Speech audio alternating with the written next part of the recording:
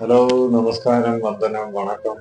കുറച്ചു കാലമായല്ലോ കണ്ടിട്ട്. ക്രിസ്മസും ഈസ്റ്ററും ഒക്കെ ആയിട്ട് നമ്മള് ചെറിയൊരു പരിപാടികളൊക്കെ ആയിട്ട് നിൽക്കുകയായിരുന്നു. ജിന്ദഗി നാ മിലേഗി ദോബാര എന്നൊരു ചൊല്ലുണ്ടല്ലോ, ജീവിതം രണ്ടാമതൊരിക്കൽ കിട്ടത്തില്ല.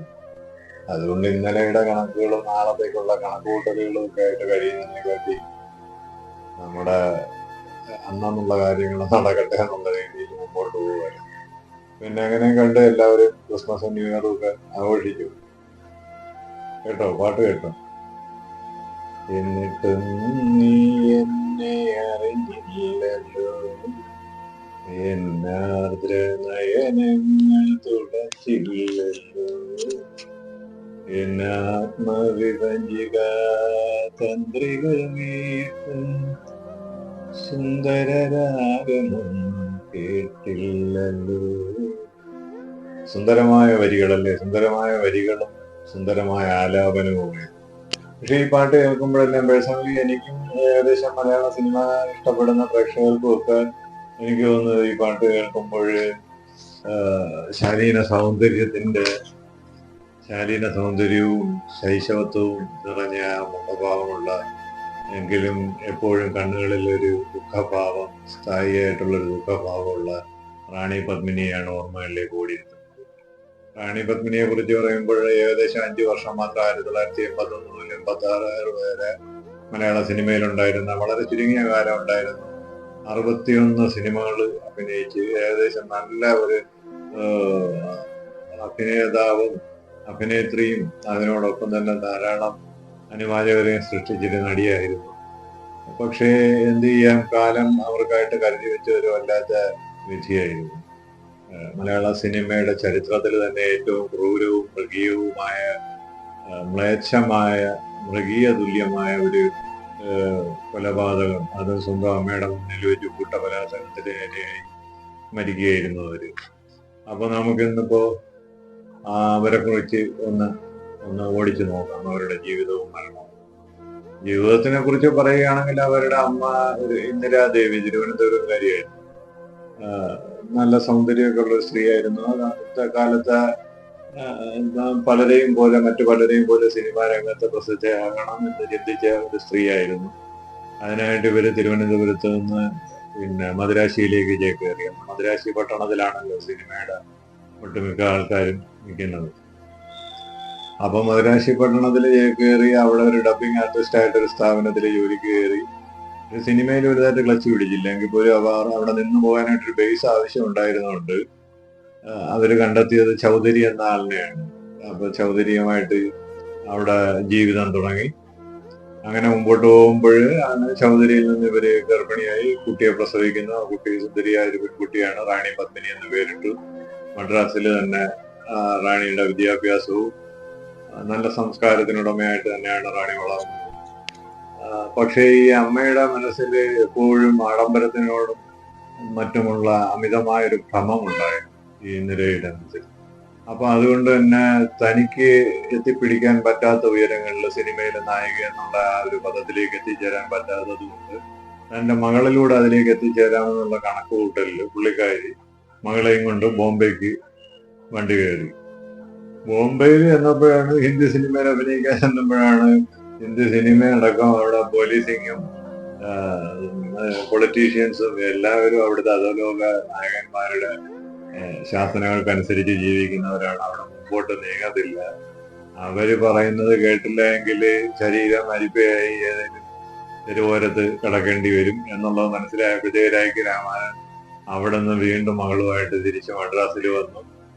മകളുടെ സൗന്ദര്യം വെച്ച് സിനിമയിലൊക്കെ ചാൻസുകൾ നോക്കി ചെറിയ ചെറിയ രീതിയിൽ തമിഴ്, തെലുങ്ക്, കന്നഡ സിനിമകളിലൊക്കെ അഭിനയിച്ച് നിൽക്കുമ്പോഴാണ് ഇന്ദിരാദേവിക്ക് ഒരാഗ്രഹം മകളെ കൊണ്ട് മലയാള സിനിമയിൽ അഭിനയിപ്പിക്കണമെന്ന്.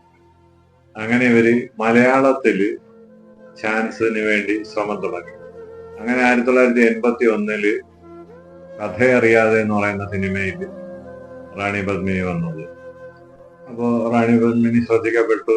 പ്രധാനമായും അതിന്റെ കാരണം ഞാൻ ഈ പറഞ്ഞതുപോലെ ഒരു കുട്ടിത്തം നിറഞ്ഞ മുഖവും അതിനോടൊപ്പം കണ്ണുകളിലുള്ള ഒരു വിഷാദ ഛായയും ഒക്കെ ആയിരുന്നു. അപ്പൊ അങ്ങനെയുള്ള നായികമാരെ കാലത്ത് ധാരാളം ഉണ്ടായിരുന്നു. അതുകൊണ്ട് തന്നെ ശ്രദ്ധേയായി. കഥയറിയാതെ പടം ഹിറ്റായി. അതിനുശേഷം PG വിശ്വംഭരൻ സംവിധാനം ചെയ്ത സംഘർഷം എന്ന സിനിമയിൽ ബാലങ്കേ നായരുടെ കൈക്കാണ് വന്ന് വീണത്. ബാലങ്കേ നായർ അക്കാലത്ത് മലയാള സിനിമയിൽ ബലാത്സംഗത്തിന്റെ ഗുരുനാഥൻ എന്ന് പറയാവുന്ന ആളിന്റെ കൈക്ക് വന്ന് വീണു. പുള്ളി കണ്ടം കൊയ്ത് കൃഷി ഇറക്കി കൊയ്ത്തും മെതിയും എല്ലാം കഴിഞ്ഞ് ഈ സീനൊക്കെ വളരെ വിവാദമായി. സംഘർഷം സിനിമ തന്നെ വളരെ വമ്പൻ ഹിറ്റായിട്ട് മാറി. പിന്നീട് അങ്ങോട്ട് റാണി പത്മിനിയുടെ ഒരു സമയം തന്നെ ആയിരുന്നു. എല്ലാ സിനിമകളും ഹിറ്റായിട്ട് മാറുന്നു. അങ്ങനെ മുമ്പോട്ട് നീങ്ങിക്കൊണ്ടിരിക്കുമ്പോൾ തന്നെ രതീഷുമായിട്ട് സൂപ്പർ ബിഗ് ബജറ്റ് സിനിമ കാലത്ത് തുഷാരം, പിന്നെ മോഹൻലാലിന്റെ കുയിലിനെ തേടി, ഇങ്ങനെയുള്ള എല്ലാം കൂടെ ഏകദേശം 61ഓളം സിനിമകൾ. അക്കാലത്ത് സിനിമകളിൽ കിട്ടുന്ന പ്രതിഫലവും അതിന്റെ ഏകദേശം 7-8 ഇരട്ടി ബ്ലാക്ക് മണി, ഇങ്ങനെ സമ്പത്ത് കുമിഞ്ഞു കൂടി. അപ്പോൾ തന്നെ ഇതിനോടൊപ്പം തന്നെ ഈ ആഡംബരത്തിനോട് അമിത ഭ്രമം ഉണ്ടായിരുന്ന അമ്മ ഇന്ദിരാദേവി അതിനനുസരിച്ച് നാടൊട്ടുക്ക് ഫ്ലാറ്റുകൾ മദ്രാശി പട്ടണത്തിൽ മേടിച്ചു കൂട്ടി. ഫ്ലാറ്റുകൾ അപ്പം സമൂഹമായിട്ടൊന്നും യാതൊരു ബന്ധവുമില്ല, അയൽക്കാരുമായിട്ട് ഒരു ബന്ധമില്ല. ആൾപ്പൊക്കത്തിലുള്ള മതിലും അമ്മയും മകളും മാത്രമായിട്ട് ഉള്ള ജീവിത സെറ്റുകളും സെറ്റിലേക്കുള്ള ഓട്ടവും. ഇതിനോടൊപ്പം തന്നെ പതിയെ ഇവർ രണ്ടുപേരും മദ്യപാനം തുടങ്ങി. മദ്യപാനശീലം രണ്ടുപേരിലുമായി അമ്മയും മകളും കൊണ്ട് ഒരുമിച്ചിരുന്ന് മദ്യപിക്കുന്നത്. അപ്പൊ വലിയ പക്വത ഇല്ലായിരുന്നെങ്കിൽ പോലും റാണി പത്മിനിക്ക് അപകടം മണത്തു. കാര്യം അത് തങ്ങൾ രണ്ടുപേരും മാത്രം ഉള്ള വീടുകൾ പല ഫ്ലാറ്റുകൾ മേടിച്ചിട്ടുണ്ട്. അപ്പൊ ഈ വീടുകളിൽ തങ്ങൾ രണ്ടുപേരും മാത്രം ഇത്രയും പണവും സ്വർണവും ഒക്കെ, അപ്പൊ അതിനനുസരിച്ച് എന്തെങ്കിലും സംഭവിച്ചാലോ എന്നുള്ളൊരു ഭയം ഉണ്ടായിരുന്നു. അപ്പോൾ അതുകൊണ്ട് തന്നെ റാണി പത്മിനി പ്ലാൻ ചെയ്തതനുസരിച്ച് ഓരോ ദിവസവും ഓരോ ഫ്ലാറ്റുകളിലേക്കായിട്ട് താമസം മാറി ചേഞ്ച് ചെയ്തുകൊണ്ടിരുന്നു. അപ്പൊ അങ്ങനെ ഇരിക്കെ ഇവര് ബോഡി ഗാർഡ്സിനെ നിയമിക്കാമെന്നുള്ളൊരു തീരുമാനമെടുത്തു. അപ്പോൾ കാരണം എന്ന് പറയാൻ, അല്ലെങ്കിൽ പ്രശ്നങ്ങൾ ഉണ്ടാകാനുള്ള സാധ്യത ഉള്ളതുകൊണ്ട് ബോഡി ഗാർഡ്സ് എന്നുള്ള പേരിലല്ല പത്രത്തിൽ പരസ്യം ചെയ്ത് കുക്കായിട്ടൊരാളും ഡ്രൈവറായിട്ടൊരാളും പിന്നെ ഒരു കുക്കിനെയും ഒരു ഡ്രൈവറിനെയും ആണ് ആദ്യം നിയമിച്ചത്. അത് എന്ന് പറഞ്ഞാൽ ജബരാജ് എന്ന് പറയുന്ന ആളാണ് ഡ്രൈവറായിട്ടും, ലക്ഷ്മി നരസിംഹൻ എന്ന് പറയുന്ന ആള് വാച്ചറായിട്ടും, ഗണേശൻ എന്ന് പറയുന്ന ആള് കുക്കായിട്ടും അവിടെ ചാർജ് എടുത്തു. പക്ഷെ ഇവർക്ക് ഒരു തെറ്റ് പറ്റിയെന്ന് പറഞ്ഞാൽ ഈ 3 പേരെ കുറിച്ച് ഇവരുടെ ഫാമിലി ബാക്ക്ഗ്രൗണ്ടോ സോഷ്യൽ ബാക്ക്ഗ്രൗണ്ടോ ഒന്നും തിരക്കാതെയാണ് കൂട്ടത്തിൽ തടിമിടുകൊണ്ടുള്ള എന്ന് തോന്നിയ 3 പേരെ ഇവർ സെലക്ട് ചെയ്ത പത്രപരസ്യത്തിലൂടെ. പക്ഷെ ഇവര് ക്രിമിനൽസ് ആയിരുന്നു, യഥാർത്ഥത്തിൽ ക്രിമിനൽ മൈൻഡഡ് ആയിട്ടുള്ള ആൾക്കാരായിരുന്നു.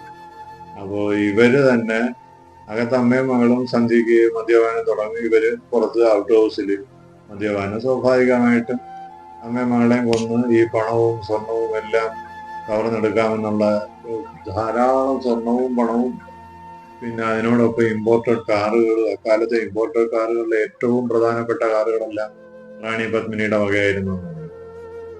അന്ന് 1.5 ലക്ഷം 2 ലക്ഷം രൂപ എന്നൊക്കെ പറയുമ്പോൾ ഇന്നത്തെ തുകയെന്ന് ആലോചിച്ചു നോക്കുക. അങ്ങനെയുള്ള കാറുകളൊക്കെ ആയിരുന്നു റെക്കോർഡ് ചെയ്തിരുന്നത്. അപ്പോ പിന്നെ ഇവര് അതിനനുസരിച്ച് റാണി പത്മിനി ഓരോ ദിവസവും ഫ്ലാറ്റുകൾ മാറി കഴിയുന്നതുകൊണ്ട് അപ്പൊ അതിനനുസരിച്ച് ഇവർക്ക് പ്ലാൻ ചെയ്യാൻ, എക്സിക്യൂട്ട് ചെയ്യാൻ പറ്റുന്നില്ല.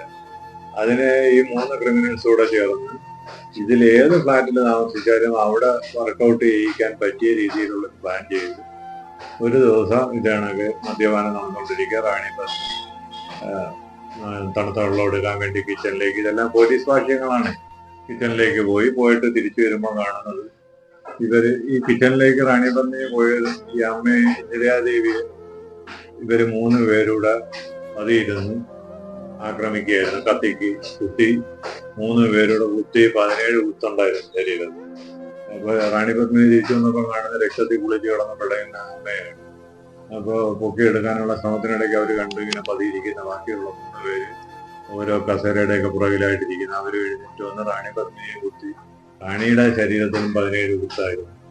ആ മരണത്തോട് മല്ലടിക്കുന്ന സമയത്ത് അമ്മയുടെ മുമ്പിലിട്ട് തന്നെ ഈ റാണി പത്മിനി ഇവര് 3 പേരും മാറി ബലാത്സംഗം ചെയ്തു. പിന്നെ ആ ഫ്രെയിം അവിടെ തീരുകയാണ്. അപ്പൊ അടുത്ത ഫ്രെയിമില് ഏകദേശം 3-4 ദിവസം കഴിഞ്ഞ് ആരും തിരക്കുന്നില്ല. കാര്യം ഇവരുടെ സ്വഭാവം ആ രീതിയിലാണ്, ആരുമായിട്ട് യാതൊരു ബന്ധവും ഇല്ല. അപ്പൊ ഏത് ഫ്ലാറ്റിലാണെന്ന് അറിയത്തില്ല. അങ്ങനെയൊക്കെ വന്നപ്പോഴത്തേക്ക് ഇരിക്കുമ്പോഴാണ് പുതിയൊരു ഫ്ലാറ്റ് എടുക്കാൻ വേണ്ടി ഇവര് അഡ്വാൻസ് കൊടുത്തിരുന്ന ഫ്ലാറ്റിന്റെ ബ്രോക്കർ അവിടെ വരുന്നതും പല ഫ്ലാറ്റുകളിൽ പോയിട്ട് കാണാൻ ഇവിടെ വന്ന് അയാളിങ്ങനെ എങ്ങനെയൊക്കെ ഗേറ്റ് തുറന്നകത്ത് കയറിയപ്പോ ആളില്ല. പക്ഷെ രണ്ട് ചെരുപ്പ് പുറത്ത് കിടക്കുന്നുണ്ട്. ആ ചെരുപ്പ് കിടക്കുന്ന കണ്ട് ഇയാൾ നോക്കിയപ്പോ ജനലിൽ കുറ്റിയിട്ടിട്ടില്ല. അപ്പൊ അകത്ത് ആളുണ്ടാകാൻ സാധ്യതയുണ്ടെന്ന് കരുതി ലൈറ്റും കത്തിയിട്ടുണ്ട്. അങ്ങനെ പുറകിൽ ചെന്ന് നോക്കിയപ്പോ ഡോറ് തുറന്ന് കിടക്കുന്നു. അയാൾ പ്രതീക്ഷിച്ച പോലെ തന്നെ അകത്തേക്ക് കയറാൻ നേരത്ത് രൂക്ഷമായിട്ടുള്ള ഗന്ധം. അയാൾ ഓടിച്ചെന്ന് അയലത്തുകാരെ വിളിച്ചു. പിന്നെ പോലീസായി, ബഹളമായി. റാണി പത്മിനിയുടെ ഫ്ലാറ്റ് എന്ന് പറയുമ്പോഴത്തേക്ക് ഉന്നത പോലീസുകാരെത്തി. അന്വേഷണത്തില് ഇവരെ കണ്ടെത്തുന്ന ഇവരെ രണ്ടുപേരുടെ ബോഡി വീടിനകം മുഴുവൻ രക്തം തളം കെട്ടി കിടക്കുകയായിരുന്നു. പിന്നീട് 4-5 ദിവസം കഴിഞ്ഞു. അപ്പൊ അവിടെ ഒരു തുറന്നു കിടന്ന ബാത്റൂമിനകത്ത് അമ്മയുടെ മോളുടെ ശരീരം കൂട്ടിയിട്ടിരുന്നു. ഒന്നുമില്ലായിരുന്നു, അഴുകി പൊളിഞ്ഞ കുറച്ച് മാംസവും ബാക്കി മുഴുവൻ പുഴുക്കളുമായിരുന്നു എന്നായിരുന്നു. പോലീസുകാർ വരെ ഛർദ്ദിച്ചു പോയെന്നാണ് പറയുന്നത്. അത്രത്തോളം പുഴു കയറി സൗന്ദര്യത്തിന്റെ മൂർത്തിമത് ഭാഗമായിരുന്ന റാണി പത്മിനിയുടെ ശരീരം അത്രത്തോളം പുഴു നിരക്കുന്ന അവസ്ഥയിൽ ആംബുലൻസുകാർ പോലും വരാത്ത അവസ്ഥയിലായി. അവിടെ വെച്ച് തന്നെ പോസ്റ്റ്മോർട്ടം ചെയ്തു. പിന്നെ കാണാതായതിനകത്ത് ഈ അന്വേഷണങ്ങൾ നടന്നുകൊണ്ടിരിക്കുമ്പോൾ തന്നെ വളരെ വലിയ രീതിയിലുള്ള അന്വേഷണങ്ങളാണ് നടന്നത്. ആ സമയത്താണ് പിന്നെ ഒരു കാറ്, ഈ പല ഇമ്പോർട്ടഡ് കാറുകളിൽ ഒരെണ്ണം കാണാനില്ല എന്ന് പറയാം. അതിനെ ബേസ് ചെയ്ത് നടത്തിയ അന്വേഷണത്തിൽ ഈ ഡ്രൈവറായിട്ടുള്ള ലക്ഷ്മി നരസിംഹനെ പൊക്കി. അപ്പം പിന്നെ തുരുതുര ബാക്കി രണ്ടുപേരെയും പിടിച്ച് അവര് കുറ്റമേറ്റു. അവർക്ക് പണമൊന്നും കിട്ടിയില്ല, അവിടെ പണമൊന്നും ഇല്ലായിരുന്നു. അപ്പൊ ഈ പണവും സ്വർണമൊക്കെ എവിടെ പോയെന്നുള്ളത് ചോദ്യം. അതൊക്കെ പിന്നീട് കണ്ടെത്തേണ്ട കാര്യങ്ങളാണ്. എന്തായാലും ഇവരെ ശിക്ഷിച്ചു. ശിക്ഷാ കാലയളവില് ആദ്യം, എനിക്ക് എന്റെ ഓർമ്മ ശരിയാണെങ്കിൽ, ആദ്യം ഇവരെ വധശിക്ഷയ്ക്ക് വിധിച്ചു. പിന്നെ ആരൊക്കെയോ മേൽക്കോടതികളിൽ പോയി ജീവപര്യന്തമാക്കി മാറ്റി. ആ സമയത്ത് തന്നെ ഒരാള് ജയിലിനകത്ത് വെച്ച്, 3 പേരിൽ ഒരാൾ ജയിലിനകത്ത് വെച്ച് കൊല്ലപ്പെട്ടു മറ്റുള്ളവരുടെ ആക്രമണത്തിൽ. മറ്റൊരാള് ജയിൽ ചാടി രക്ഷപ്പെട്ടു. മൂന്നാമൻ പരോളിന് ശിക്ഷാ കാലാവധി കഴിഞ്ഞാൽ പുറത്തിറങ്ങിയത് മാത്രമേ അറിയാവൂ. ജയിലിന് പുറത്താണ് അയാളെ ആദ്യമായിട്ട് കണ്ടത്, അവസാനമായിട്ട് കണ്ടത്. പിന്നീട് എവിടെ ഉണ്ടെന്ന് ആർക്ക് യാതൊരു അറിവുമില്ല. ഇന്നും ഇതെല്ലാം ദുരൂഹമായിട്ട് തുടരുകയാണ്. ആരാണ് ചെയ്തതെന്ന് ഇവര് തന്നെ ആണെങ്കിൽ ഈ പണവും സ്വർണവും മറ്റു കാര്യങ്ങളും ഇവിടെ എന്നുള്ളതും ഒക്കെ ദുരൂഹമാണ്. ഇതിനിടയ്ക്ക് ഒരുപാട് കഥകളും പറയുന്നുണ്ട്.